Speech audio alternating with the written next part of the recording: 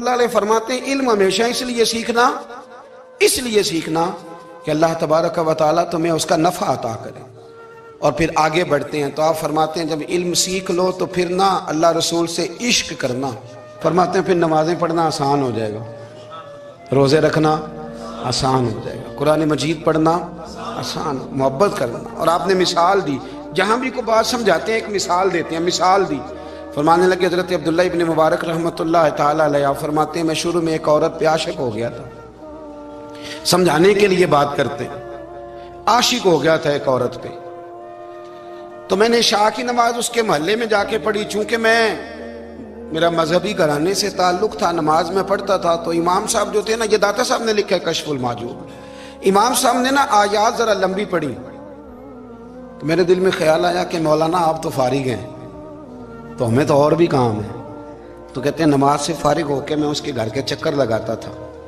ساری رات گھومتا رہتا تھا، وہ چند لمحوں کے لیے چھت پہ آتی تھی، دو ایک بات کرتی تھی، چلی جاتی تھی، حد یہ ہے کہ مجھے کبھی اس پہ غصہ بھی نہیں آیا، اور اس کا انتظار کر کے کبھی میں تھکا بھی۔ یہ داتا صاحب لکھ رہے ہیں۔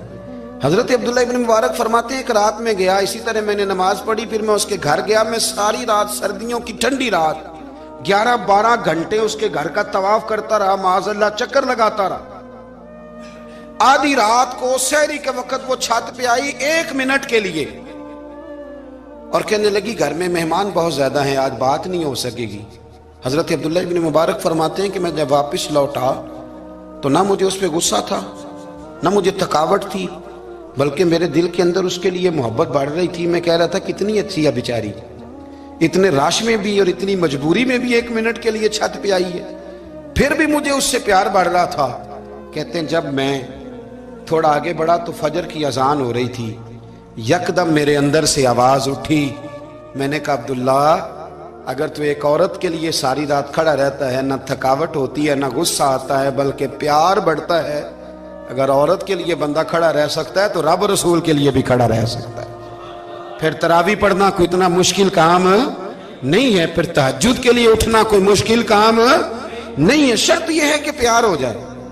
ایک عورت کے لیے اگر یہ سارا کچھ ہو سکتا ہے تو اللہ رسول کے لیے بھی ہو سکتے ہیں۔ فرماتے ہیں میں نے توبہ کر لی، اور پھر میرا حال یہ ہے کہ وہ توبہ کی اور پھر 60 سال گزر گئے، ساری رات مصلی پہ کھڑا رہتا ہوں، مجھے کبھی تھکاوٹ نہیں ہوئی، پھر کبھی تھکاوٹ نہیں ہوئی۔ تو داتا صاحب کہتے ہیں پہلے علم سیکھ، پھر اس کے بعد اللہ رسول سے پیار کر، اور پیار والی نماز پڑھ، مشقت والی نہ پڑھ، یعنی بوجھ والی نہ پڑھ کہ اب میری جان چھوٹ جائے تو میں بھاگ کے جاؤں، تم ادھر بیٹھو تو میں دوڑ کے نماز پڑھ کے آیا، یہ والی نماز نہ پڑھ۔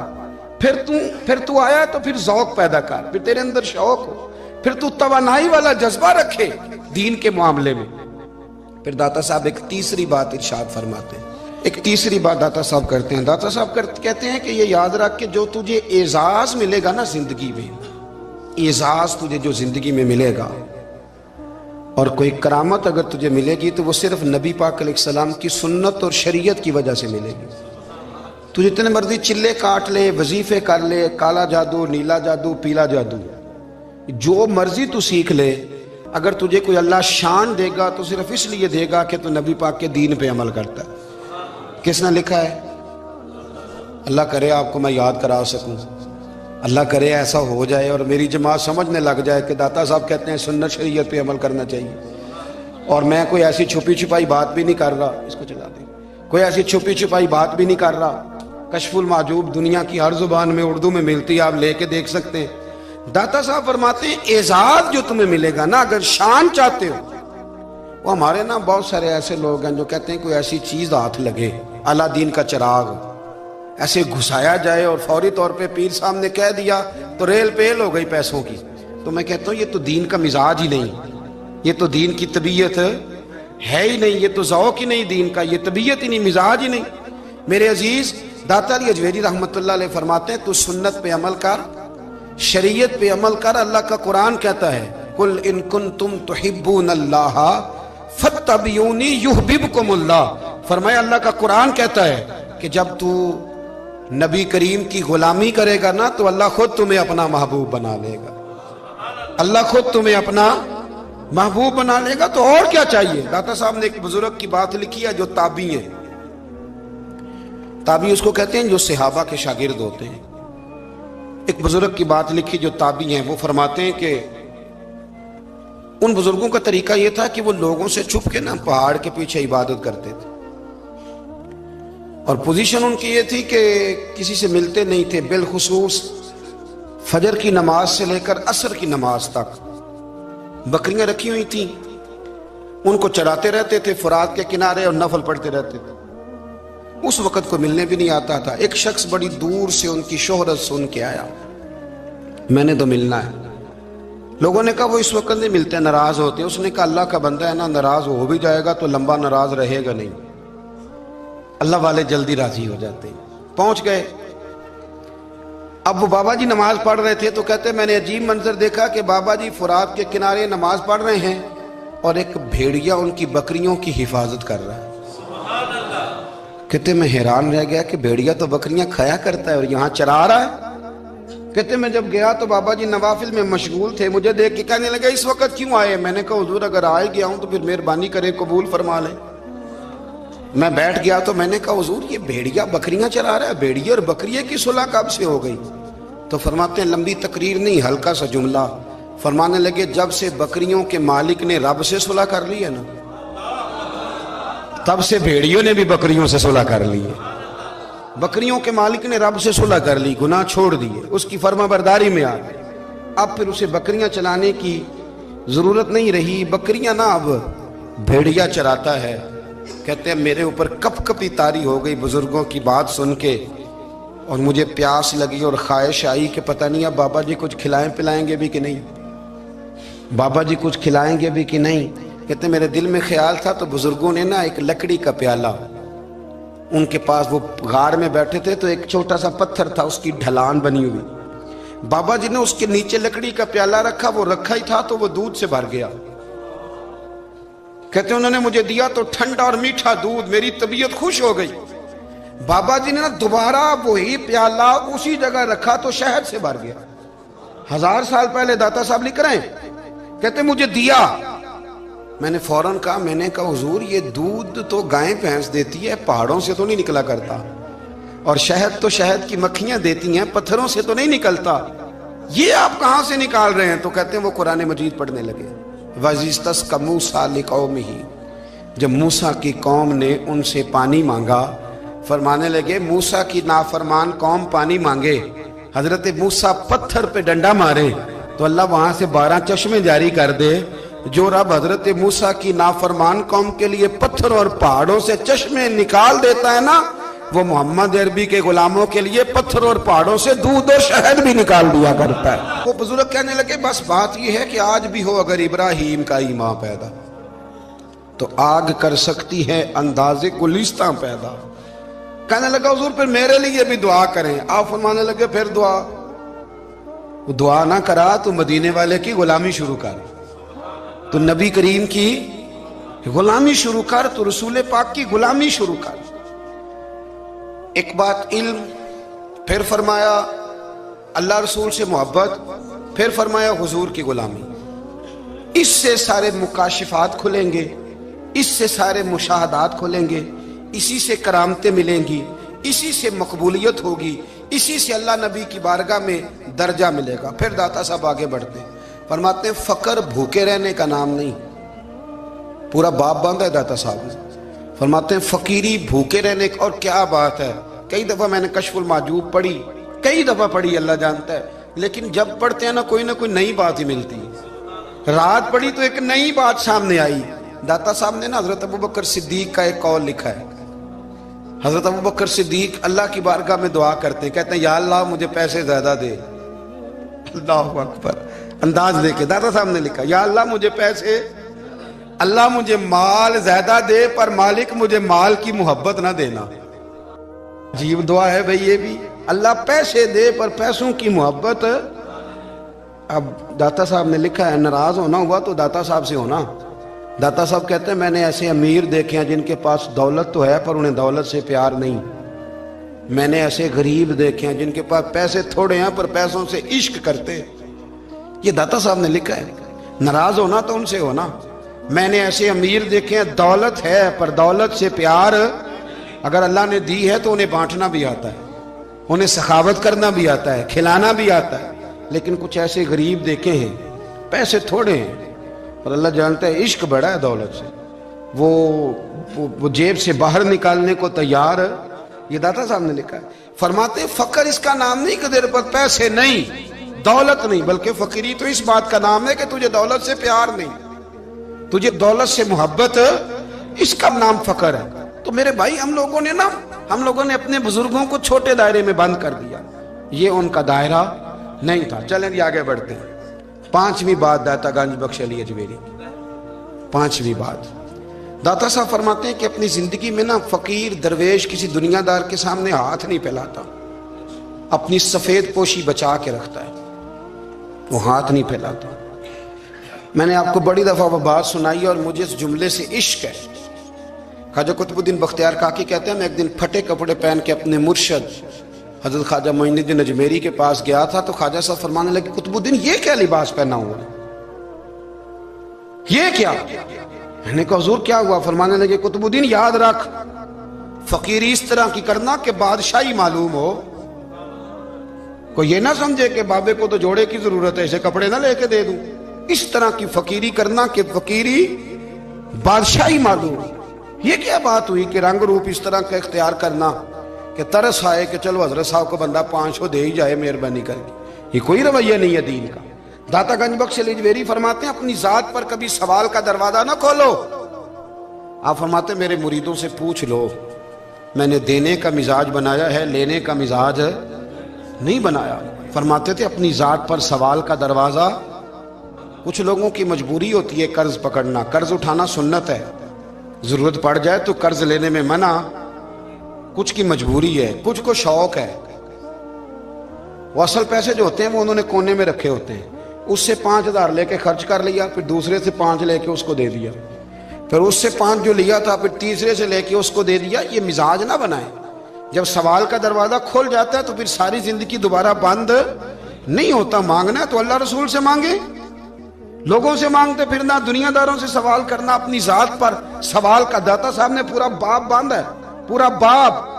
और दाता साहब फरमाते हैं, सूफिया की एक जमात है जो कहती है हमने तो कभी अपनी जुबान पर दुख बयान ही नहीं किए, हर शय अपने रब रसूल के हवाले कर दी, हर शय अल्लाह रसूल के। और दाता साहब से कहते हैं, कुछ ऐसे भी हैं जो दुआ भी नहीं मांगते, लोगों के लिए मांगते हैं, अपने लिए नहीं मांगते। आप दुआ क्यों नहीं मांगते? तो कहते हैं अल्लाह को तो पता ही है हमें क्या चाहिए, उसे तो पता ही है। एक बुजुर्ग की बात लिखी है दाता साहब ने, मेरी जमात में ना मिजाज है करामतों का, मुझे वो सारी बातें भी आती हैं कि एक बंदा कराची से आया, दाता साहब हाजिरी दी तो उसकी लॉटरी निकल आई, ये भी मुझे आती है, लिखी पढ़ी है मैंने, किताबों में है ये भी।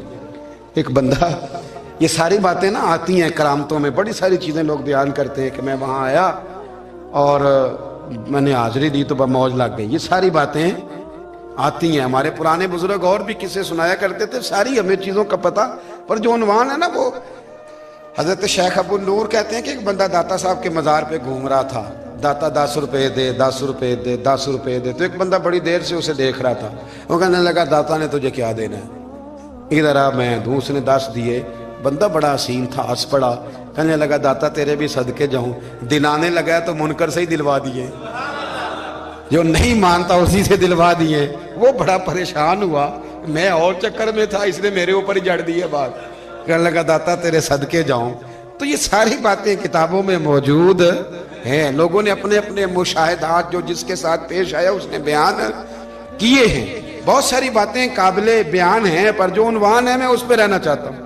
दाता साहब रहमतुल्लाह अलैह फरमाते हैं, हमारी तालीमात हैं कि अपने दुख दर्द दुनियादारों से बयान नहीं कर दे, सवाल का दरवाजा लोगों के सामने खोलना। अल्लाह वालों से कहेंगे कभी कहना होगा तो, दुनियादारों से कहना। कहते हैं शेख अहमद नाम के बुजुर्ग थे, सारी जिंदगी किसी को काम नहीं बताया, सारी जिंदगी बड़ी मुश्किलात आई, पर कभी अपनी जात पर सवाल का दरवाजा नहीं खोला। एक ऐसी मुश्किल आई कि जो हल ही नहीं होती थी, किसी ने उन पर कोई इल्जाम लगा दिया। अबू मुस्लिम नाम का एक बादशाह था, उसकी हुकूमत थी, उसने पकड़ के कैद में डाल दिया।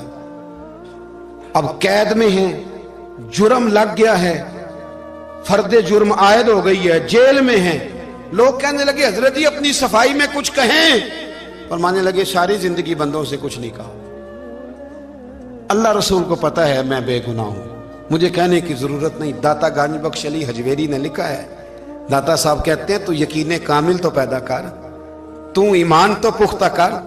داتا صاحب کہتے ہیں وہ ابو مسلم جو بادشاہ تھا وہ نیک آدمی تھا، اسے رات کو خواب میں نبی کریم کی زیارت نصیب ہوئی اور حضور سید عالم صلی اللہ علیہ وسلم فرمانے لگے تو نے اللہ کا ایک نیک بندہ جیل میں ڈال دیا. ڈر نہیں آتا، وہ تو بے گناہ ہے. بادشاہ آدھی رات کو خود اٹھا. دادا صاحب فرماتے ہیں کسی گارڈ کو نہیں بھیجا، پولیس والے کو نہیں بھیجا، جیلر سے نہیں کہا، خود گیا، جا کے جیل کا دروازہ کھولا. دروازہ کھول کے اس درویش کو آزاد کیا. کہنے لگا بابا جاؤ، مجھے پتا چل گیا آپ بے گناہ ہیں.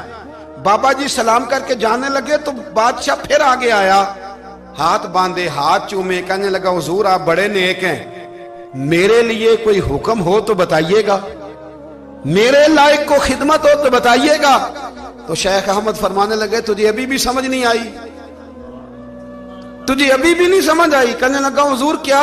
فرمانے لگے جو تہجد کے وقت تجھے اٹھا کے مجھے رہا کرنے بھیج سکتے ہیں وہ میری کوئی ضرورت باقی رہنے دیں گے؟ مجھے کوئی ضرورت پڑے گی کسی اور کو کہنے کی؟ جو تہجد کے وقت تجھے اٹھا کے بھیجتے ہیں کہ جا کھول جا کے دروازہ، وہ ضرورت رکھیں گے میری؟ ضرورت مجھے رہے گی کہ میں تجھے اور کوئی کام؟ ابھی بھی تجھے سمجھ نہیں آئی؟ تو داتا علی حجویری رحمت اللہ علیہ فرماتے ہیں اصل میں ہماری طبیعت ہے، ہم نے بندوں سے دل لگا لیا ہے. دل اللہ رسول سے لگاؤ، کسی بندے سے لگانا تو اس سے لگاؤ جو اللہ والا ہو. آپ فرماتے ہیں کہ اپنی ساری خواہشات اپنے رب رسول سے، آپ فرماتے ہیں کہ اگر اللہ کے حوالے اپنی خواہشات کر دو گے تو رب تمہیں نا عام لوگوں سے زیادہ عطا کرے گا، عام لوگوں سے. اور پھر داتا صاحب نے آگے جا کے ایک چھٹی بات لکھی ہے، اتنا وقت نہیں ہے ورنہ کشف المحجوب کا تو ایک ایک صفحہ الٹتے جائیں تو کیا کیا چیزیں کھلتی چلی جاتی ہیں. داتا صاحب نے لکھا ہے، داتا صاحب فرماتے ہیں اگر تو چاہتا ہے نا رب جلدی راضی ہو جائے پھر اللہ کی مخلوق سے محبت کرنی شروع کر دے. اگر تو چاہتا ہے کہ رب راضی نہیں صرف جلدی راضی ہو پھر اللہ کی مخلوق سے پیار کر. اللہ خود داتا صاحب اپنی بات کرتے ہیں، کہتے ہیں میں دریائے راوی سے گزر رہا تھا، یہ ایک اور جگہ آپ کی سیرت میں لکھا ہے، یہ کشف المحجوب میں نہیں ہے. راوی سے گزر رہے تھے تو داتا صاحب نے اکثر ٹینڈ کرا کے رکھتے تھے. کئی بزرگ ہیں جو سر پہ بال نہیں رکھتے، ٹینڈ کرائی ہوئی تھی تو کشتی میں گزر رہے تھے تو سامنے سے کچھ نوجوان بھی کشتی میں آ رہے تھے. تو آپ نے نا سر سے کپڑا اٹھایا، جب سر پہ کھجلی کر رہے تھے نا، یہ واقعہ اور بزرگوں کے بارے میں بھی کتابوں میں آتا ہے اور داتا صاحب کے بارے میں بھی آتا ہے. سر پہ جب کھجلی کی نا تو بچوں نے ٹینڈ دیکھی تو ایک کہنے لگا ذرا دیکھو بابے کا سر کیسے چمک رہا ہے. ایک نے مذاق کی اور باقی ہنسنے لگے، پھپتیاں کسنے لگے. یہ اچھی بات نہیں ہوتی، یہ بزرگوں کے بارے میں یہ رویہ اللہ کو ناپسند ہے. اب وہ مذاق اڑا رہے ہیں تو داتا صاحب کے ساتھ مرید تھے جلال میں کہنے لگے حضور بد دعا کرے ان کے لیے، اتنے نالائق ہیں، یہ کوئی طریقہ ہے؟ داتا صاحب کہنے لگے کر دوں کہ حضور کر دے. مرید کہتے ہیں داتا صاحب نے ہاتھ اٹھائے تو ہمارا خیال تھا اب یہ ڈوب کے مر جائیں گے. تو داتا صاحب نے ہاتھ اٹھا کے پتہ کیا فرمایا؟ کہا اے اللہ یہ جس طرح اب ہنس رہے ہیں نا انہیں ہمیشہ ہنستا ہی رکھنا. اللہ ان بچوں کو ہمیشہ ہنستا ہی رکھنا، یہ بیچارے کبھی روئے نہیں، ان کو ہنستا ہی رکھنا. اللہ اکبر. یہ دعا مانگتے مانگتے نا کنارہ آ گیا. داتا صاحب بھی کنارے پہ اترے تو وہ نوجوان بھی پیچھے آ گئے، آ کے آپ کے پیروں میں بیٹھے معافی مانگنے لگے. کہنے لگے حضور معاف کر دیں. فرمایا ایک شرط ہے. وہ کون سی؟ فرمایا روز پڑھنے آیا کرو گے. میں کہا حضور آیا کریں گے. شیخ آپ کے خلیفہ ہیں، وہ فرماتے ہیں کہ عجیب ہے میں ان کے ڈوبنے کی دعا کرا رہا تھا اور منظر یہ بنا کہ انہوں نے توبہ کر لی، داتا صاحب سے پڑھنے لگے، کوئی شیخ الحدیث بن گیا، کوئی شیخ القرآن بن گیا، بہت بڑا درویش بن گیا. کہتے میں ہمیشہ سوچا کرتا تھا کہ میں چاہتا تھا ڈوب جائیں، پر وہ ایسے تیرنے لگے ہیں کہ کئی اوروں کو تیرانے کی سہولت اللہ نے انہیں عطا کر دی، آسانی دے دی ہے. اوروں کو بھی بہت ساروں کو وہ لے کے اوپر کی طرف اٹھا کریں گے. داتا گنج بخش علی حجویری کہتے ہیں اللہ کی مخلوق سے بندہ مل جائے تو اسے شیشے میں نہ اتار. ہم لوگ نا اب سامنے والے کو شیشے میں اتارنے کی کوشش، اور نہ بھائی اب دنیا بڑی تیز ہے، تو جس کو شیشے میں اتارے گا نا وہ بھی تجھ سے تیز ہے، وہ تجھے شیشی میں اتار لے گا۔ اس لیے مہربانی کریں اب ان چکروں سے نکلیں۔ وہ کسی نے کہا تھا امام غزالی سے کہ مخلص دوست مجھے کیسا پتہ چلے گا کتنے ہیں؟ آپ فرمانے لگے اپنے دل سے پوچھ، جتنوں کے ساتھ تو مخلص ہے اتنے تیرے ساتھ بھی مخلص ہیں، اور اگر تو داؤ لگا رہا ہے دنیا کو تو پھر دنیا تجھ سے تیز ہے۔ پھر کوئی کسی چکر میں آنے والا بالکل نہیں۔ اس لیے کوشش کریں ہمیشہ۔ ایک حدیث پاک نہ پڑھ دوں، یہ بھی داتا صاحب نے لکھی ہے، بہت ساری کتابوں میں ہے پر داتا صاحب نے بھی لکھی ہے۔ نبی کریم علیہ السلام نے فرمایا جنت میں کثرت بھولے بھالے لوگوں کی ہوگی۔ جنت میں کثرت بھولے بھالے لوگ جنت میں، وہ جو آسمان پہ تارا لگا بھی آتے ہیں پھر شام کو دوبارہ لے بھی آتے ہیں، وہ تیز بڑے ہیں پر رہ ہمیشہ پیچھے جاتے ہیں۔ وہ جو سادے ہیں، جو چکروں میں نہیں پڑتے۔ اب یقین کریں اب تو نا لوگوں سے مل کے کئی دفعہ گھٹن ہونے لگتی ہے، بعض لوگوں سے ملاقات کر طبیعت لگتی نہیں زیادہ تر، اس لیے کہ محسوس ہوتا ہے کہانیاں گڑھ رہے ہیں، قصوں کی دنیا کے لوگ، یہ وہ بات میں وزن نہیں، وہ سرور نہیں۔ اور بعض لوگ آتے ہیں کچھ کہتے بھی نہیں، لیکن ان کے لب و لہجے میں اتنی مٹھاس ہوتی ہے کہ دل کرتا ہے کبھی یہ دوبارہ بھی آیا کرے، کبھی آئے، کبھی پھر ملے۔ تو معاشرے کو حسن دیں، معاشرے کے اندر کوفت نہ پیدا کریں۔ بات چونکہ وقت تھوڑا رہ گیا، داتا علی اجمیری کہتے ہیں اللہ کی مخلوق سے پیار کر، اللہ تجھ سے راضی ہوگا۔ آپ نے دلیل کے طور پہ بنی اسرائیل کا ایک واقعہ لکھا۔ آپ فرماتے ہیں بنی اسرائیل کے اندر ایک شخص تھا جو پہاڑ کی چوٹی پہ عبادت کرتا تھا، لوگ اوپر چڑھ کے ملنے کے لیے آتے تھے، رستے میں ایک ڈھلان تھی، لوگ اس پر چڑھتے تو پاؤں پھسل جاتے، بہت سارے لوگ گر جاتے۔ ایک دن وہ شخص کہنے لگا اللہ اگر تو اسے نہ بناتا تو کیا ہوتا، ایسے بیکار بنا دی، رب ناراض ہو گیا۔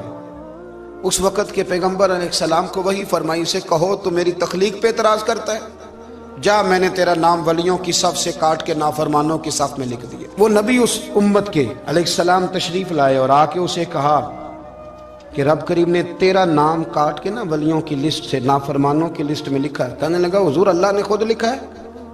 کہا ہاں۔ وہ سجدے میں گر گیا، یا اللہ تیرا شکر ہے، یا اللہ تیرا شکر ہے۔ وہ پیغمبر فرمانے لگے یہ کیا کر رہے ہو؟ عرض کی حضور آپ نے کہا ہے نا اللہ نے میرا نام لیا، میں کہاں اور میرا رب کہاں؟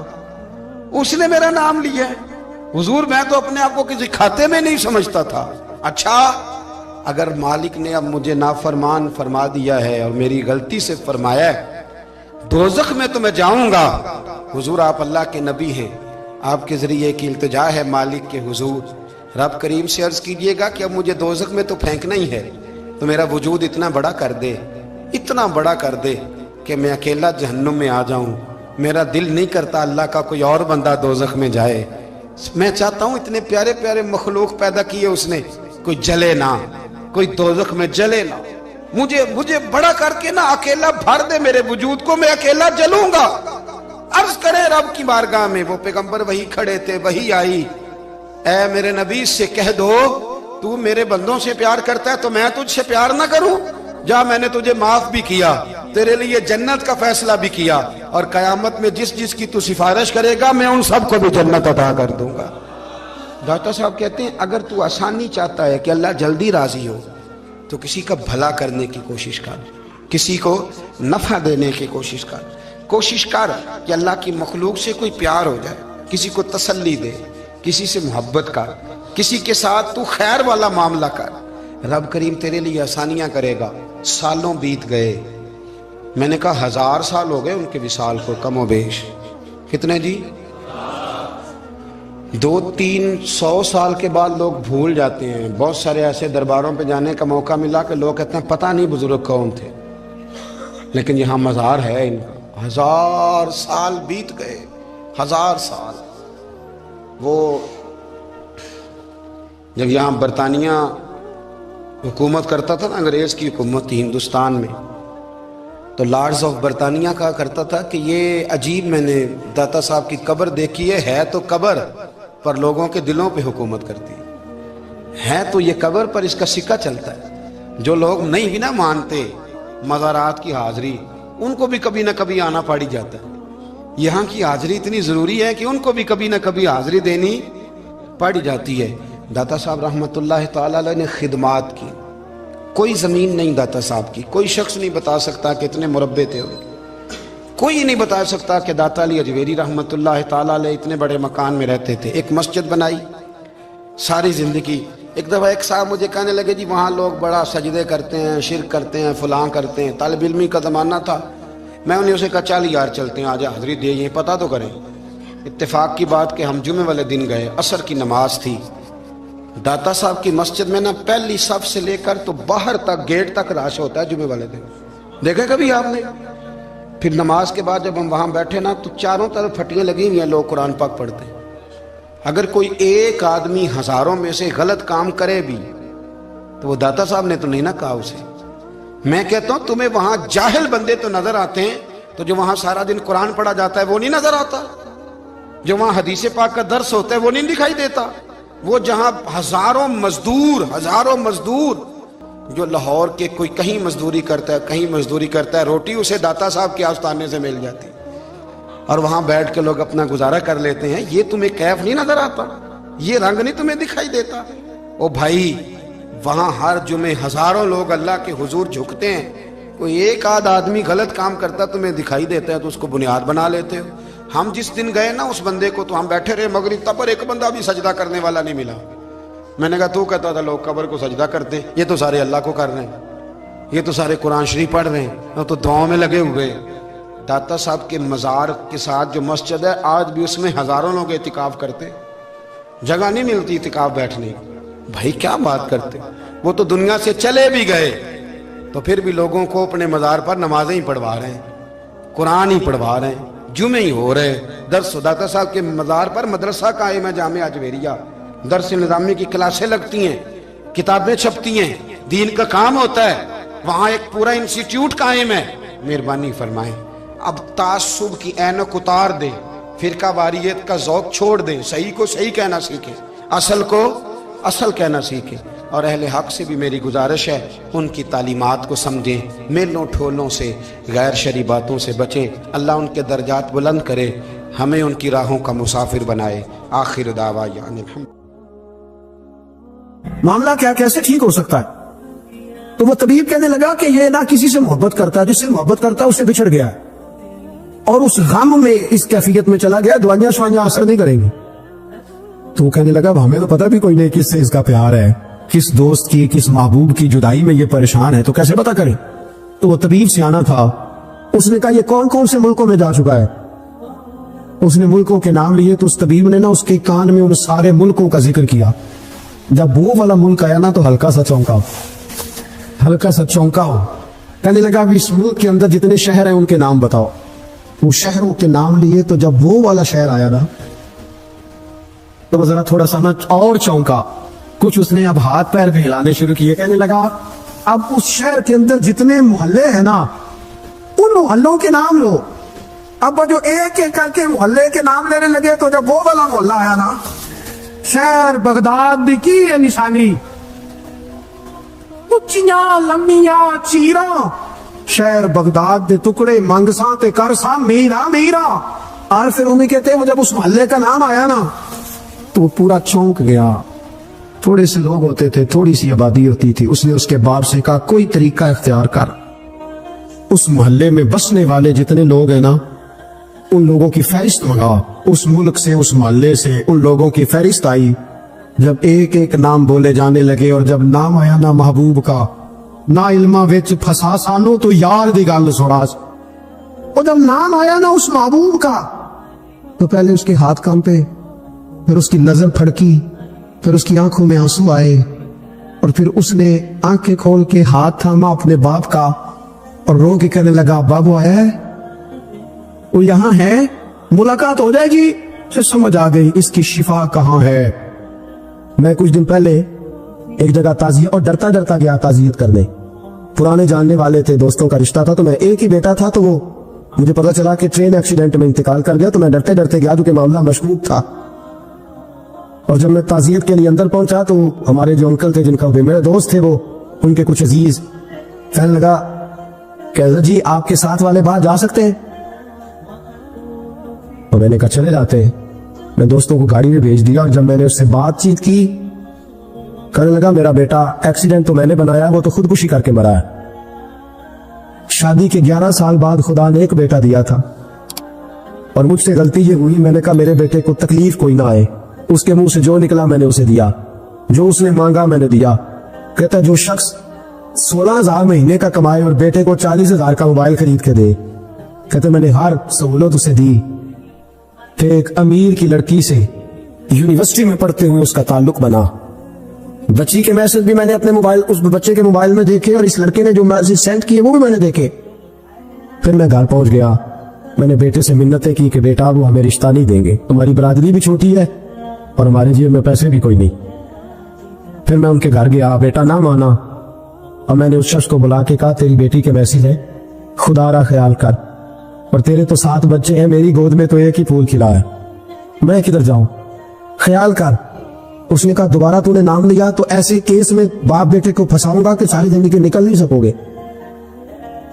निकल। मैंने बेटे से कहा कि बेटा मैंने पगड़ी तक रखी है पर मुझे रिश्ता नहीं मिला, तू बाज आ जा। कहने लगा 3 रातें मेरा बेटा सोया नहीं और मुझे कहने लगा अगर जी वो 4थी रात सोया है तो दोबारा उठा नहीं, तो दोबारा उठा नहीं। मुझे कहने लगा मुझे इजाजत दो कि मैं इस बेटी को भी कत्ल कर दूं और इसका बाप भी कत्ल कर दूं, मेरा तो घर उजड़ गया ना।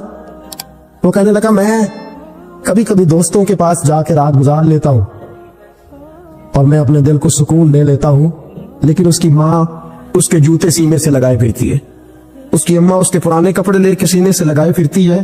कहने लगा हज़रत जी कोई कोशिश करो, कोई दुआ करो कि अल्लाह मेहरबानियां करे। मैं कह तो नहीं सका उनसे, लेकिन मेरे दिल में ख्याल आया कि किसने कहा था कि बच्चा यूनिवर्सिटी में को एजुकेशन में दाखिल कराओ, किसने कहा था कि इसके हाथ में आग का अंगारा दो।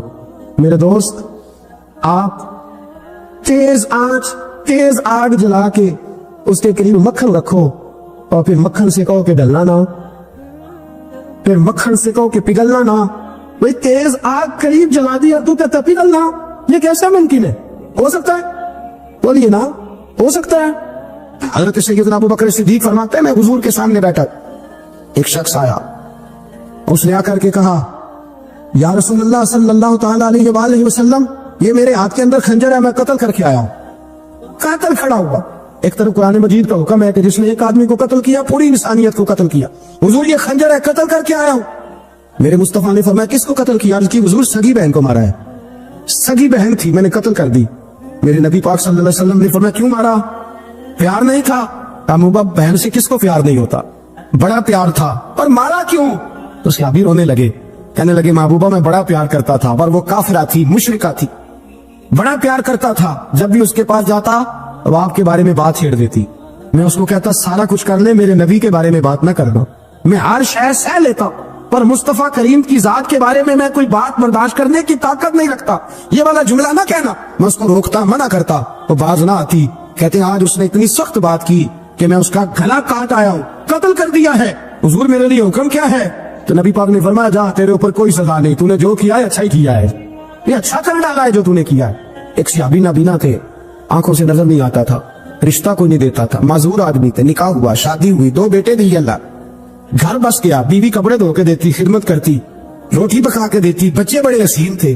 और वो सहाबी खुद फरमाते हैं, नाबीना सहाबी कहते मोतियों की तरह के मेरे बच्चे, जो भी आता आके कहता तेरे मोतियों की तरह के लाल हैं। लेकिन आप फरमाते हैं एक सुबह ऐलान हो गया, मदीने में शोर हो गया कि उस नबीना सहाबी की बीवी कत्ल हो गई, किसी ने खंजर पे दबाया, मर गई है।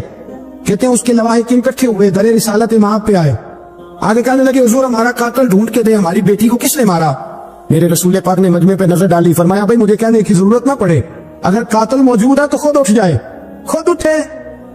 वो नबीना सहाबी बीच में से उठ के खड़े हो गए, कहने लगे सोने कातिल कोई बाहर नहीं, मैं खुद कातिल हूं, मैंने मारा है, मैं कातिल हूं, मैंने मारा है। मुस्तफा करीम सैयद आलम सल्लल्लाहु अलैहि वसल्लम ने फरमाया तुझे तो उसकी बड़ी जरूरत थी, बड़ी आदत थी, तेरी बीवी थी, तेरा घर संभालती थी, तेरे बच्चे थे। सहाबी अर्ज करने लगे हुजूर सारा कुछ ठीक था, पर वो आपकी बेअदब थी। हुजूर उसके आने से मेरा घर बस गया, रोटी पकने लगी, कपड़े मिलने लगे, औलाद होने लगी, मैं दुनिया पे आ गया। लेकिन महबूबा मैंने वो शौक क्या करने हैं जो तेरी बेअदबी पर तामीर किए जाएं। या रसूल अल्लाह मुझे क्या हाजत उस चीज की जिसमें आपका प्यार ही ना हो। या रसूल अल्लाह आपकी मोहब्बत ही ना, हुजूर मैंने कत्ल कर डाला है, मुझे बीवी नहीं चाहिए, मुझे वो वाली चाहिए जिसकी जुबान पर रसूलुल्लाह के नाम के तराने हो, جو حضور کی محفل کرنے والی ہو, نعت پڑھنے والی ہو, جو نبی پاک علیہ السلام کی ازواج کا, اولاد کا, بیٹیوں کا ذکر کرنے والی. مجھے وہ بی بی نہیں چاہیے جو بی بی بے ادبی کرے. میرے نبی پاک صلی اللہ علیہ وسلم نے محلے داروں سے پوچھا, فرمایا بات اس کی ٹھیک ہے, کہا حضور واقعی بے ادب تھی. نبی پاک نے فرمایا اٹھو پھر چلے جاؤ, اس نے انسان نہیں مارا, اس نے گستاخ رسول کو مارا ہے, اس نے ایک گستاخ رسول کو مارا ہے. بھائی یاد رکھے نبی پاک کا پیار ایمان کا حصہ ہے, اس میں کوئی کمپرومائز نہیں. ہم اقبال کہتے ہیں میں نے سارا دین پڑھا ہے, سارا قرآن پڑھا ہے, میں نے بنظر غائب جب ساری چیزوں کو دیکھ لیا تو اقبال کہنے لگے میں اس نتیجے پہ پہنچا ہوں کہ مغز قرآن روح ایمان جان دین. بھائی اقبال, میں کسی عالم کی بات کرتا تو لوگوں نے شاید رویہ اور اختیار کرنا تھا, وہ لوگ جس پر اکثر مکاتب فقہ اعتبار کرتے ہیں. اقبال کہنے لگے مغز قرآن روح ایمان جان دین. لفظوں پہ غور کریں, مغز یعنی سارے قرآن کا مغز, روح ایمان یعنی ایمان کی روح, اور جان دین یعنی سارے دین کی. آپ دیکھیں ترتیب, مغز قرآن روح ایمان جان دین.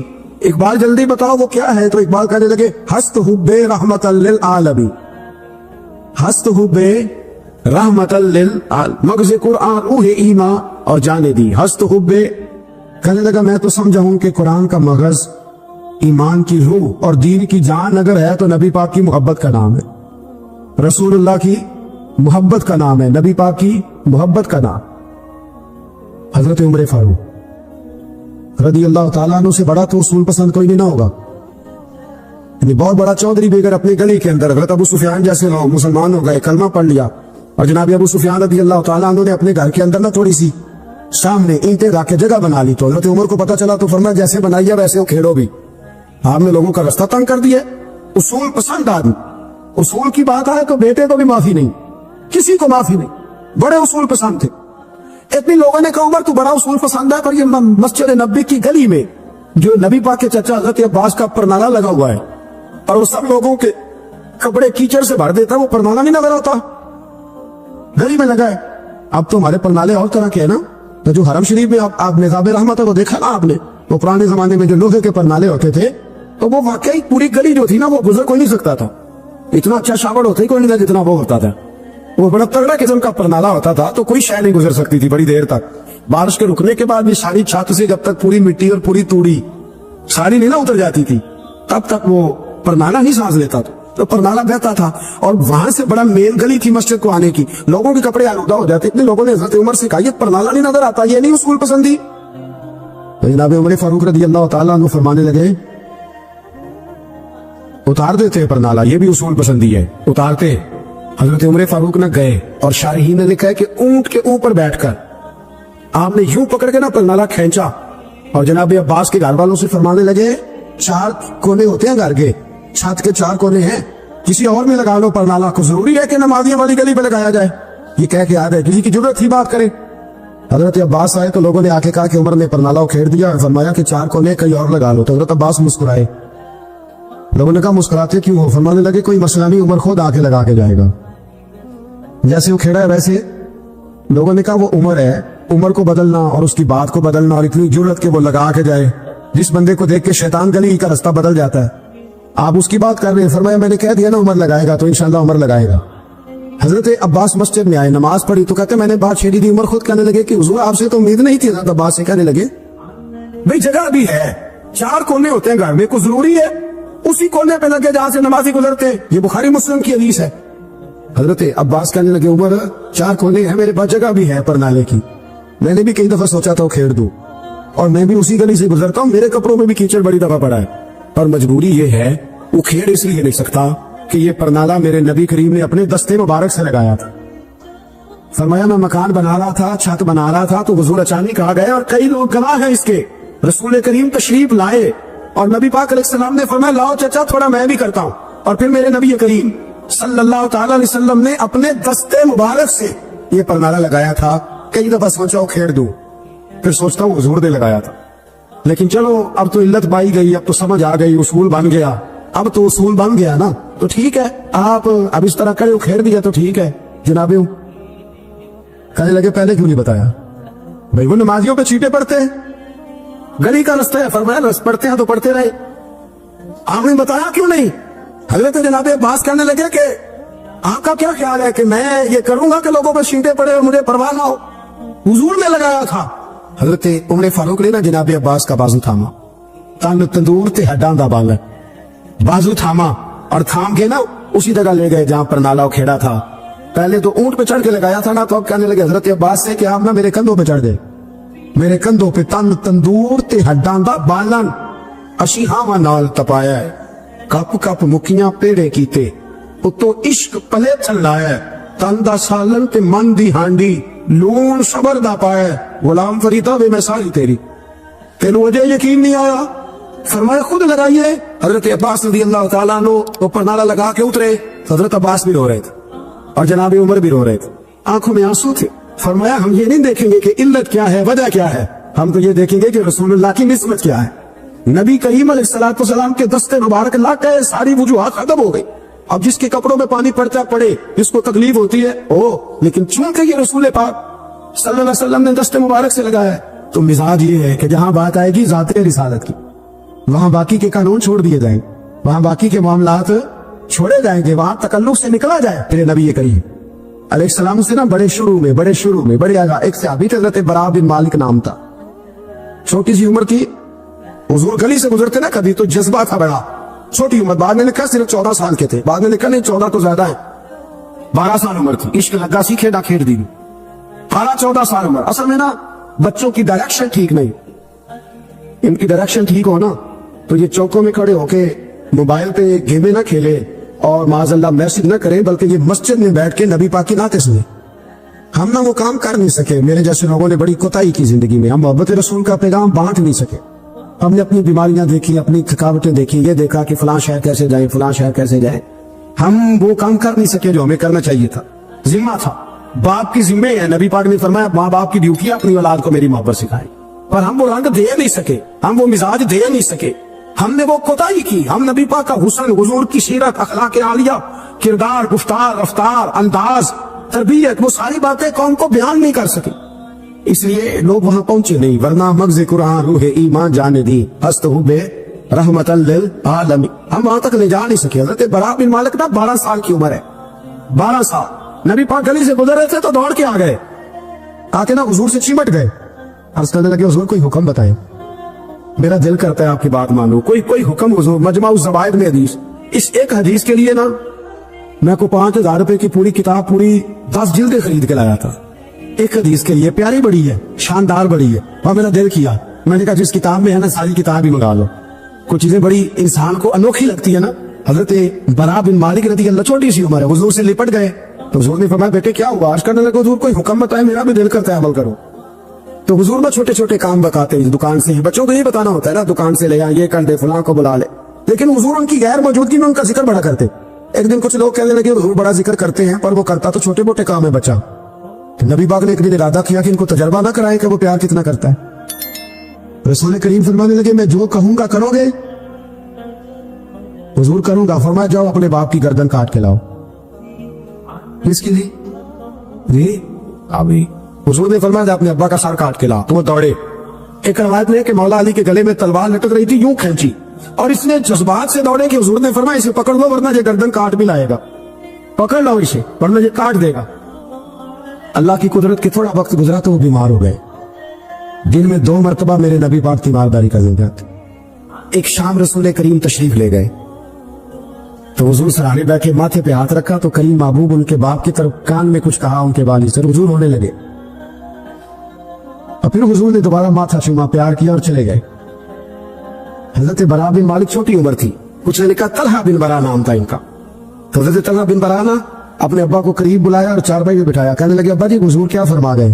کہا بیٹا تیرے والی بات نہیں. کہیں بتائیے. کہا نبی کریم علیہ السلام نے فرمایا کہ شام کو نا میرے طلحہ کا انتقال ہو جائے, اور جب اس کی روح پرواز کر جائے تو مجھے خبر کرنا, میں آ کے جنازہ پڑھاؤ.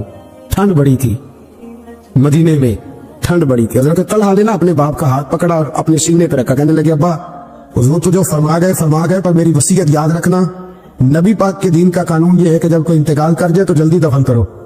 اس طرح کرنا, رات کا وقت ہوگا جب میرا انتقال ہوگا تو فوراً غسل دے کے نا دفن کر دینا, نبی پاک کو خبر نہ کرنا, نہ بتانا. عمر دیکھو اور بات دیکھو.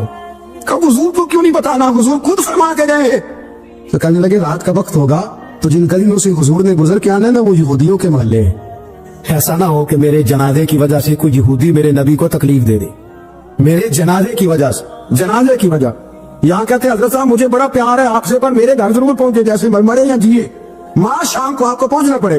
میرے رسول کریم علیہ السلام کے غلاموں نے دیکھو انداز محبت کیا بیان فرمایا، کہا نبی پاک کو تکلیف نہ ہو میری وجہ سے، میرا جنازہ خود ہی پڑھ کے مجھے دفن کر دینا۔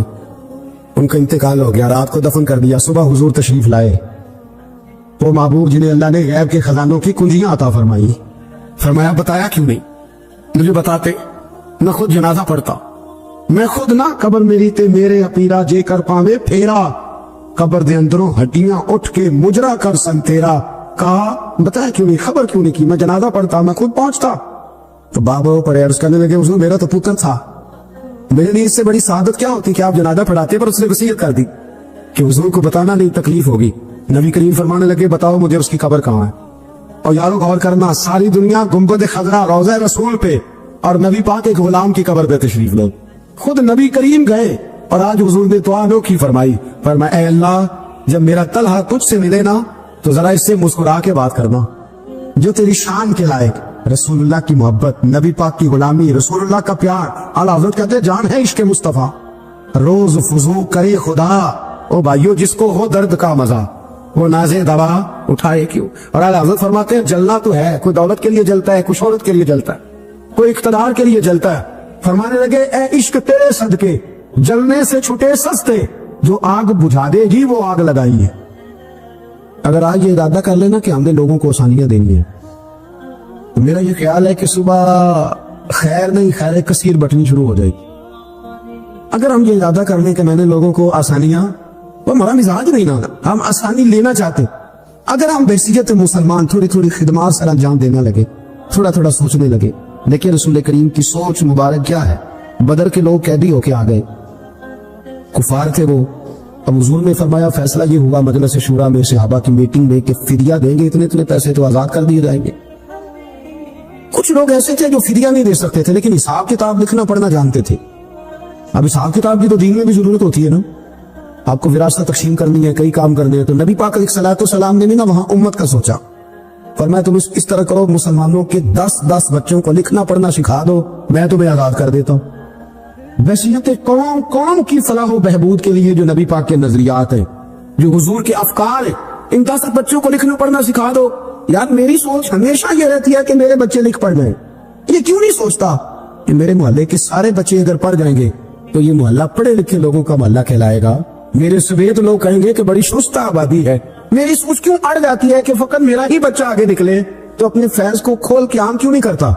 تو یہ کیوں نہیں سوچتا کہ جو شجرے سایہ دار ہوتا ہے نا میرے بھائی، وہاں جو بھی آتا ہے وہ پھل کھا کے جایا کرتا ہے، وہ جو بھی آتا ہے وہاں پھل کھاتا ہے۔ اپنے ایک ذہن بنائیں نفع دینے کا، ایک سوچ بنائیں کسی کا فائدہ کرنے، ارادہ کرے کسی کے کام آنے کا، کسی کے لیے بہتری کرنے کا، کسی کے لیے آسانیاں فراہم کرنے کا، کسی کو سہولت دینے کا۔ میرے رسول کریم سید عالم صلی اللہ علیہ وسلم نے توجہ دلاتے تھے، حضور علیہ السلام نے فرمایا درخت بھی لگاؤ، کھیتیاں بھی لگاؤ، یا رسول اللہ صلی اللہ علیہ وسلم کچھ ملے گا؟ تو حضور نے فرمایا اس کھیت سے، اس درخت سے جب تک کوئی جاندار فائدہ اٹھاتا رہے گا اللہ تمہارے نامہ اعمال میں نیکیاں درج فرماتا رہے۔ کوئی درخت ہی لگا دو، کچھ کاری دو۔ محمود غزنوی گزر رہے تھے تو ایک بوڑھے کو دیکھا، اس کے ہاتھ کامتے ہیں تو پھر بھی وہ زمین کھود رہا ہے اور ایک درخت لگا رہا ہے۔ تو محمود غزنوی اس بوڑھے کو دیکھ کے نا تو بڑے حیران ہوئے، اس کے قریب گئے۔ تو دو قسم کی سوچیں ہوتی ہے نا، ایک یہ سوچ ہوتی ہے کہ بڑا لالچی ہے، اس عمر میں بھی یہ کیا کر رہا ہے، یہ بھی سوچ ہوتی ہے، اور ایک سوچ ہی ہوتی ہے کہ یار کتنا بھلا آدمی ہے، دیکھو ابھی محنت کر کے گزر رہا۔ سوچ ہی ہے نا، منفی کر لے یا مثبت کر لے۔ تو محمود غزنوی آگے بڑھے اور آگے بڑھ کے نا تو آپ اس بوڑھے سے کہنے لگے کہ بابا یہ کیا کر رہے ہو؟ تو کہنے لگے میں درخت لگا رہا ہوں۔ تو کہنے لگے بزرگوں اب آپ کی جو عمر ہے نا، یہ عمر نہ تو آپ اس کے پھل کھا سکیں گے، نہ چھاؤں میں بیٹھ سکیں گے، اور آپ کو تکلیف بھی بڑی ہے۔ تو بابا جی محمود کو جانتے ہی نہیں تھے، پلٹ کے کہنے لگے بیٹا چلو میں نہیں پھل کھاؤں گا تو میرے پوتے تو کھائیں گے نا، میرے نواسے تو کھائیں گے نا، تو آپ چھوڑے مجھے، میں تو اگلی نسلوں کا بھلا کر رہا ہوں۔ اب یہ سوچ ہماری بڑی کم ہوتی۔ حضور نے فرمایا تم میں سے بہتر وہ ہے جو لوگوں کے حق میں۔ اب یہ ایک جملہ حدیث پاک اگر ہم صحیح طرح اپنی زندگی میں نافذ کر لینا اتنا ہی، یار میں نے بہتر بننا ہے، اپنے بچوں کے حق میں بھی، بہن بھائیوں کے حق میں بھی، بیوی اور سسرال کے حق میں بھی، ننیال اور ددیال کے حق میں بھی، میں نے ان کا کوئی نہ کوئی نفع کرنا ہے۔ یہ حضور کی ایک حدیث انسان کو اتنا بڑا مقصد دے دیتی ہے نا، ساری زندگی بندہ لگا سکتا ہے، ساری زندگی اور با مقصد زندگی ہو جاتی ہے۔ جب زندگی با مقصد ہوتی ہے پھر بندہ بور بھی نہیں ہوتا، پریشان بھی نہیں ہوتا، تنگ بھی نہیں ہوتا کہ بے مقصد بے فائدہ کام۔ ایک ہے با مقصد۔ حضرت عثمان غنی رضی اللہ تعالیٰ عنہ فرماتے ہیں کہ حضرت عمر فاروق رضی اللہ تعالیٰ عنہ کا دور مبارک تھا، دوپہر تھی اور گرمی بہت زیادہ تھی، لوگ اپنے اپنے گھروں میں آرام کر رہے تھے۔ مجھے کسی مجبوری کے لیے اپنے گھر کی چھت پہ جانا پڑا تو میں نے دیکھا کہ ایک شخص بوڑھا اونٹوں کو ہانکتا ہوا آ رہا ہے۔ میرے ذہن میں خیال آیا کہ یار ساری دنیا دوپہر کو سو رہی ہے، شدت کی دھوپ ہے، آپ بھی سو جاتے، عصر کے وقت آپ اونٹوں کو چلا لیتے، یہ کون ہے جو اس وقت بھی؟ کہتے میں کچھ دیر رک گیا، لیکن جیسے ہی وہ میرے قریب آئے، وہ کوئی عام آدمی تو نہیں، وہ تو حضرت عمر فاروق ہے رضی اللہ تعالیٰ۔ آپ فرماتے ہیں کہ میں جھٹ سے سیڑھیوں سے نیچے اترا اور میں نے جناب عمر سے عرض کی کہ حضور اس وقت آپ؟ فرمانے لگے یہ مال غنیمت کے 2 اونٹ بھاگ گئے تھے، انہیں پکڑنے گیا تھا۔ میں نے عرض کی حضور کسی غلام سے کہہ دیتے۔ فرمانے لگے مسلمانوں کے مال کی حفاظت کی ذمہ داری میری ہے، غلام کی تو نہیں نا۔ اب ایک مقصد ہے نا کہ میں نے ایک ڈیوٹی کرنی ہے، میں نے ایک خدمت کرنی ہے۔ میں طالب علموں سے کہتا ہوں، علماء سے نہیں، طلباء سے میں کہتا ہوں آپ سارا دن کیوں شکوا کرتے ہیں؟ آپ کمیٹی کی مسجد سمجھ کے اس کی خدمت نہ کریں، اللہ کا گھر سمجھ کے کریں۔ مسجد کمیٹی کی نہیں ہوتی، مسجد اللہ تعالیٰ کا گھر ہوتی۔ اللہ کا گھر جان کر آپ اس کی خدمت کریں گے تو آسانی ملے گی۔ میری بات پر توجہ کریں جی، بیٹھ جاؤ بیٹا، اللہ آپ کو خوش رکھے۔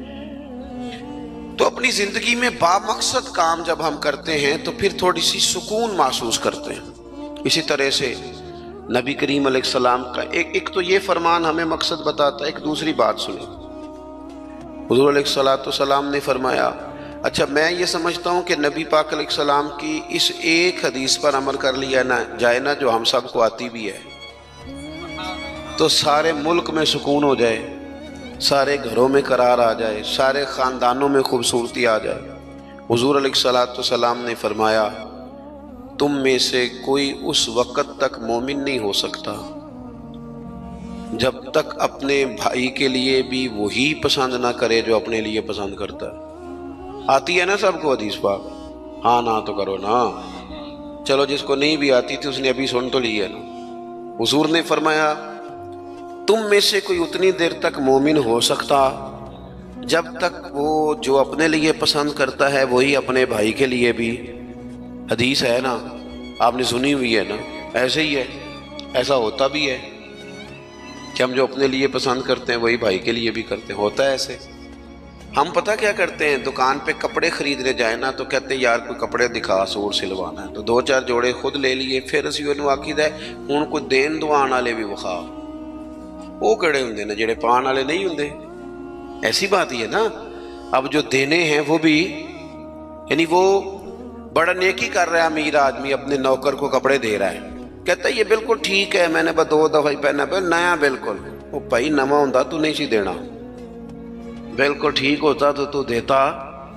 ہم کیا کرتے ہیں، ہم ماحول اس طرح کا ہم نے بنا لیا ہے کہ اپنی ذات، اپنے بچے، اپنا گھر، اپنا ادارہ اس میں بند ہو جاتے ہیں۔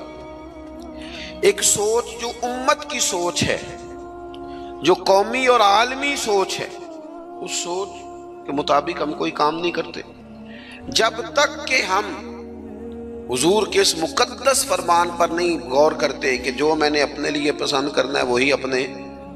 تو مجھے بتائیے جب یہ سوچ ہوگی تو کوئی بندہ ملاوٹ والی چیز بیچے گا، غلط چیز سیل کرے گا، دنیا کو دھوکہ دے گا؟ لیکن ہم تو غور ہی نہیں کرتے، بس حدیث سن لی، معاملہ ختم ہو گیا۔ آپ دیکھیں امام غزالی فرماتے ہیں نبی پاک علیہ الصلوۃ والسلام کے ساتھ حضور کے غلام تھے، ایک درخت پر محبوب نے اشارہ کیا کہ یہاں سے 2 مسواکیں اتاریے، سادی سی بات ہے نا، مسواکیں اتار لی گئیں، خادم اتار لایا، اس نے لا کے حضور کی بارگاہ میں پیش کی۔ ایک مسواک بالکل سیدھی تھی، ایک تھوڑی ٹیڑھی تھی۔ مسواک تھوڑی ٹیڑھی بھی ہو تو دانتوں پر چلنے سے انکار تو نہیں نہ کرتی، نہ کوئی دانت صاف کرنے میں کوئی حرج ہوتا ہے، تھوڑی سی ٹیڑھی تھی، ایک ذرا سیدھی تھی۔ تو نبی کریم علیہ السلام کی خدمت میں غلام نے دونوں پیش کر دی تو محبوب نے ٹیڑھی مسواک رکھ لی اور سیدھی حضور نے غلام سے فرمایا کہ یہ آپ، آج کل تو یہ کام الا ماشاءاللہ مذہبی لوگ بھی نہیں کرتے۔ میں ایک جگہ دینی مدرسوں کے اہتمام کرنے والے جو لوگ تھے ان کی میٹنگ تھی، تو وہاں ایک صاحب نے بڑا تقویٰ بیان کیا، کہنے لگا میں نے کبھی مدرسے کی روٹی نہیں کھائی، حالانکہ مدرسے کا محتمم ہوں، میں نے نہیں کبھی چکھی، اتنا پرہیزگار ہوں۔ بعد میں میری باری آئی تو میں نے کہا جی میرا خیال ہے کہ آپ وہی روٹی کھایا کریں جو مدرسے میں پکتی ہے، آپ تقویٰ بدل دیں۔ آپ کو پتا تو وہ بیچارے بچے کھاتے کیا ہیں، جو کچھ کمیٹی کے صدر کے گھر پکتا ہے اور جو محتمم کے گھر پکتا ہے اسے غور کرنی چاہیے کہ طلباء کو وہی دے رہا ہے، ان کے ساتھ بھی رویہ وہی ہے۔ کیوں نہیں ان چیزوں کو سمجھتے کہ ہمیں نبی پاک علیہ السلام نے کن مقاصد حیات سے آگاہ کیا؟ اللہ کے حبیب علیہ السلام نے فرمایا ٹیڑھی مسواک مجھے دے دو۔ عرض کی حضور میرے ماں باپ قربان ہو، میری روح میری جان قربان ہو، آپ سیدھی رکھیں۔ حضور نے فرمایا نا بھئی، میں نے خود ہی تو امت کو قانون دیا ہے کہ مومن وہ ہے جو اپنے لیے پسند کرے وہی اپنے بھائی کے لیے بھی پسند کرے۔ اخلاقاً ایک بات اپنے دل سے پوچھیں، میں اپنے آپ سے پوچھوں، کیا ہمارا بہو کے بارے میں بھی وہی ذہن ہے جو بیٹی کے بارے میں؟ وہ ساری گنجائشیں، وہ ساری معافیاں جو بیٹی کو ملتی ہیں، اور نہیں ابھی بچی ہے تو نہیں ابھی چھوٹی ہے تو نہیں ہم نے ابھی کام کرائے نہیں تو نہیں ابھی مطلب اس پر کوئی بوجھ ڈالا نہیں تھا تو نہیں ذرا یہاں ماحول اور تھا، یہ جتنی کہانیاں بیٹی کے حق میں یاد ہوتی ہیں۔ مومن تو وہ ہے نا جو اپنے لیے پسند کرے وہی اپنے، تو یہ ساری کہانیاں بہو کے حق میں کیوں نہیں یاد آتی؟ یہ کیوں نہیں یاد آتی؟ یہ جو ہم اپنے داماد کو مشورہ دے رہے ہوتے ہیں کہ چل پتر غصہ نہ کر، آہستہ آہستہ ٹھیک ہو جائے گی، تو یہ والا مشورہ اپنے بیٹے کو کیوں نہیں دیتے بہو کے حق میں؟ خدا کے بندو، جب مومن کے اعلیٰ اخلاق ہوتے ہیں، اس کے مقاصد حیات بڑے ہوتے ہیں، وہ چھوٹی چھوٹی کچی کچی کمزور باتیں نہیں کرتا، خود غرض زندگی نہیں گزارتا، اس کا یہ سٹیٹس ہی نہیں ہوتا کہ بس اپنی ذات سے شروع ہو اور اپنی ذات پر وہ ختم ہو جائے۔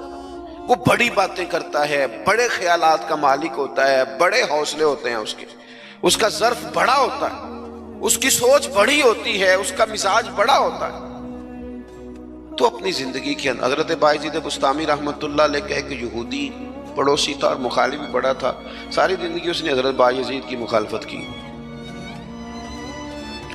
کچھ لوگوں کو پتہ ہوتا ہے کہ جس کی میں مخالفت کر رہا ہوں بندہ ٹھیک ہے، پر اندر کے حسد کا کیا کچھ نہیں نہ جا سکتا، ساری زندگی حسد کرتے، اس نے بھی کیا اور بڑی غلط باتیں پھیلائیں۔ اس سے کوئی غلطی ہو گئی، اس یہودی سے جو یہودیوں کا عالم تھا، اس سے کوئی غلطی ہو گئی،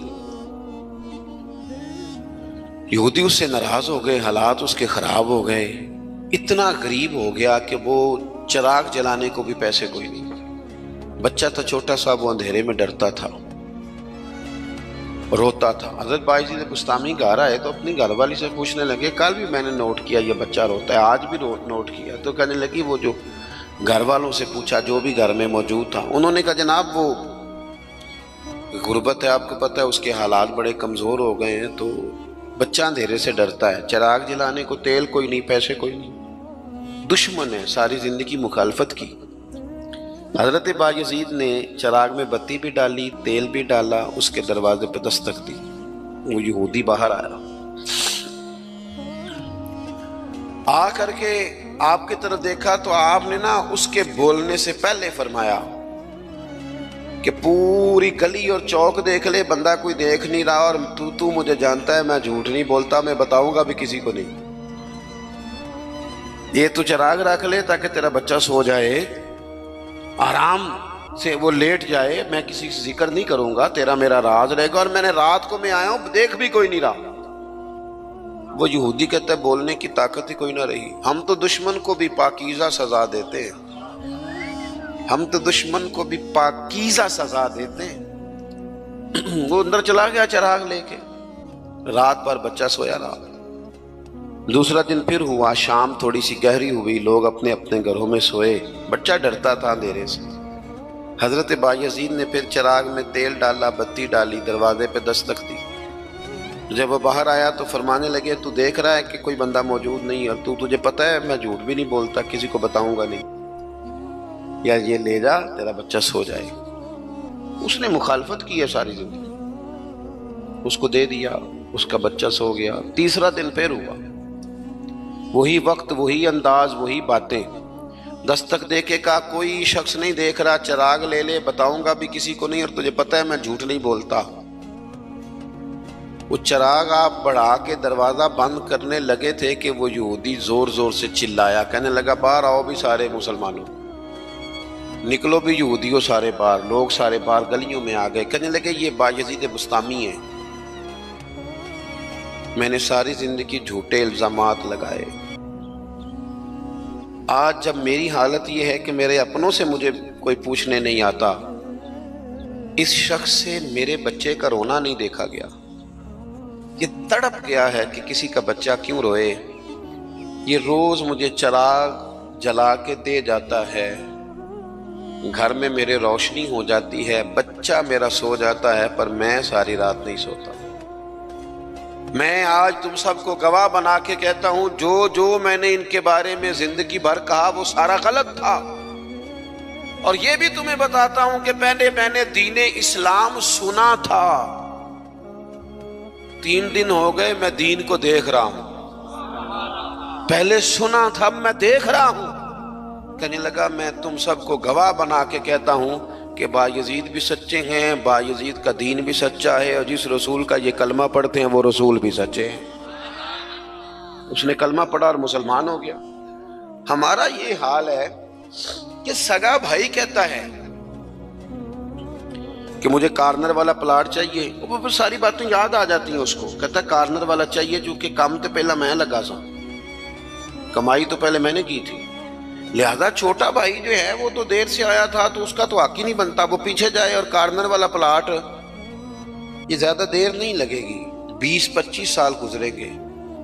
اس طرح آپ والد کو پریشان کر رہے ہیں، اس طرح آپ کے بچے آپ کو کریں گے، خدا نہ کرے، وہ بھی کہیں گے ابا یہ کارنر والا میرا ہے، تو کدھر سے آ گیا۔ تو حضور نے ہمیں اعلیٰ مقاصد، اعلیٰ اخلاق، اعلیٰ کردار، بڑی باتیں کرنے کا۔ ہمارے پاس بڑی کہانیاں ہوتی ہیں پر ساری اپنے حق میں، بڑے دلائل ہوتے ہیں پر سارے اپنے حق میں، بڑی باتیں آتی ہیں پر ساری۔ ہمارے ایک بزرگ کہا کرتے تھے میں ایسے بیوقوفوں کو جانتا ہوں جو کوئی چیز بھی پھینکے نہ تو اپنے گھر میں پھینکتے ہیں، حالانکہ بھولے بھلے بیوقوف اپنے گھر میں پھینکیں۔ تھوڑی سی نا خود غرضی کی چادر اتاری جائے، بڑی سوچیں پیدا کی جائیں، بڑے مقاصد پیدا کیے جائیں، تھوڑا سا نا بندہ کسی کے لیے بھی کبھی دعا کرے، کبھی اس کی آرزو ہو کہ کسی اور کے حق میں بھی وہ خیر کا جملہ کہے۔ حضرت مولا علی شیر خدا کرم اللہ تعالی وجہہ الکریم، میں نے یہ دیکھا ہے کہ جو بندے جس کے بچے روز 4,000 کے برگر کھا جاتے ہیں نا، اس کا ملازم اگر کہہ دینا کہ جناب اس دفعہ نا میرے لیے کچھ مشکل آ گئی ہے، کو 5,000 ایڈوانس چاہیے، تو جس کے گھر میں روز بچے کھانا پکنے کے باوجود 4,000 کا فاسٹ فوڈ کھاتے ہیں، وہ ملازم سے کہہ رہا ہوتا ہے تو خرچے کیوں نہیں کٹ کرتا، اپنی طاقت کے مطابق خرچ کر۔ دوسروں کو نصیحت کرنا آسان ہے، لیکن کیا مسئلہ ہے کہ ہم اپنے بچوں کے حق میں جتنی آسانیاں چاہتے ہیں وہ دوسروں کے بچے نہیں، دوسروں کی اولاد نہیں۔ دوسرے کے گھر میں روشنی ہوگی تو ہم کیا سمجھتے ہیں کہ دنیا سے روشنی کم ہو جائے گی؟ کبھی بھی نور بانٹنے سے نور کم نہیں ہوتا۔ ایک شمع سے ہزاروں دیے بھی جل جائیں تو پہلی والی کی روشنی میں کبھی کمی نہیں آتی. اس لیے چھوٹی سوچوں سے باہر نکلا جائے، بڑی مضبوط مستحکم یہ سوچیں زندگی میں پیدا کی جائیں. اگر ہم محدود زندگی گزاریں گے تو پھر ٹھیک ہے، اپنی ذات سے بات شروع ہوتی ہے، اپنی ذات پہ ختم ہو جاتی ہے. اور یہ اس ملک میں یہ باقاعدہ پرموٹ کی گئی ہیں چیزیں. پرموٹ، جب تک کوئی میرے ساتھ چل رہا ہے تب تک وہ بالکل ٹھیک ہے، اور جس دن میرے ساتھ نہیں اس دن کوئی نہیں سمجھ آ رہی آپ کو میری بات. ہمیں ساری دنیا کو بھی بدنام کرنا پڑے تو ہم نے ہر اس شخص پر الزام لگانا ہے جو میرے خلاف ہے. ایسا نہ کریں. آپ ان چیزوں سے تھوڑا باہر نکلیں. اور یہ سارے ہی کام کرتے ہیں، کسی ایک کا نہیں مسئلہ، سب سیاسی، سماجی، فلاحی، الا ماشاء اللہ مذہبی. جو میرے ساتھ ہے وہ ٹھیک ہے، جو میرے ساتھ نہیں بندہ ہی ٹھیک نہیں. سرے سے بات ہی ختم ہو گئی. وہ خدا کے بندو، یہ دعویٰ صرف نبیوں کو سجتا ہے، صرف رسولوں کو سجتا ہے. باقی کوئی شخص یہ دعویٰ کرے تو دعویٰ اس کا 100% غلط. تو اپنی زندگی کے اندر ان باتوں پر ضرور غور کریں کہ اعلیٰ حضرت مولا علی شیر خدا کرم اللہ تعالی وجہ الکریم گھر سے نکلے، اپنے غلام سے کہنے لگے آج ذرا خریداری کرنے چلے. بازار تشریف لے گئے. وہاں سے 2 سوٹ خریدے. ایک ذرا کم قیمت کا تھا، ایک ذرا زیادہ قیمت کا تھا. اب وہ خرید کے دونوں تھیلے میں ڈال لیے. آپ کا خادم کہتا ہے میں سمجھ گیا جو مہنگا ہے وہ آقا کا ہے اور جو سستا ہے وہ غلام کا ہے. کہتے ہیں لے کے واپس آئے. وہ چوک آ گیا، وہ جگہ آ گئی جہاں سے حضرت مولا علی نے اپنے کاشانہ نور پہ جانا تھا اور میں نے اپنے گھر جانا تھا. کہتے ہیں حضرت مولا کائنات فرمانے لگے ذرا میرے والا جوڑا مجھے دینا. کہتے میں نے وہ مہنگا والا نکال کے حضرت علی کو پیش کیا تو فرمانے لگے یہ نہیں میرا تو وہ دوسرا ہے. مجھے بتائیں کہ روب کپڑوں کا ہوتا ہے کہ کردار کا؟ بولیے. ہاں، 10 لاکھ کا جوتا ہو اور 20 لاکھ کا جوڑا ہو، 1.5 کروڑ کی پجارو ہو اور جناب 20 کروڑ کا گھر ہو، پر پیسے ہوں کرپشن کے، تو لوگ کوٹھی کے دروازے پہ کھڑے ہو کے کہہ دیتے ہیں غلط مال ہے اس کے پاس، بندہ ٹھیک نہیں. جوتے ٹوٹے ہوئے ہوں، کرسی اور میز پرانا ہو، چھوٹا سا افسر ہو لیکن دیانتدار ہو، تو بڑے بڑے مالدار بھی دروازے پہ کھڑے ہو کے کہتے ہیں یار بندہ بڑا کھرا ہے، نہ پیسے پکڑتا ہے نہ کسی کی سفارش مانتا ہے. ہمارے شہر میں حاجی ابو داؤد محمد صادق صاحب رحمۃ اللہ علیہ بزرگ تھے، تو میں نے بڑی پجاروں سے اترنے والا پیر بھی بڑی پجاروں سے ملنے آیا. وہ پہلے چین والی گھڑی اتارتا تھا، پھر اپنی داڑھی دیکھتا تھا. نمنا لیول تو حاجی صاحب سادے سے بندے. تو بات سمجھ میں آتی تھی کہ روب کپڑوں کا نہیں ہوتا، روب تو کردار کا ہوتا ہے. اگر کردار مضبوط ہے تو کپڑے سادے بھی ہوں تو گزارا ہو جاتا ہے، لیکن کردار کچھ بھی نہ ہو، لوگ پیسوں کے زور پر، دولت کے زور پر، مال کے زور پر، بلکہ بعض لوگ تو ایسے ہیں جو خوشامدیوں کے زور پر اپنے دائیں بائیں ادھر ادھر جو ان کے وظیفہ خار، نمک خار، خوشامد پسند ہے، ان کے زور پر اپنے آپ کو منوانا چاہتے ہیں. کردار اصل ہے، کردار حسن ہے، کردار رعنائی ہے. آپ ہمیشہ تب بڑے ہوں گے جب آپ کے اخلاق میں، معاملات میں، لین دین میں صفائی ہوگی، پھر لوگ آپ کو بڑا جانیں گے. حضرت مولا علی شیر خدا کرم اللہ تعالی وجہ الکریم، اس سے کہا یہ نہیں میرا تو دوسرا ہے. تو کہا ٹھیک ہے جناب دوسرا ہے تو حضور آپ آقا ہیں، آپ کا کیسے دوسرا ہے، آپ کا تو یہ ہے. حضرت علی کہنے لگے نہیں وہ جو سستا، میری بات کی سمجھ آ رہی ہے آپ کو، وہ جو سستا جوڑا ہے نا وہ مجھے دو.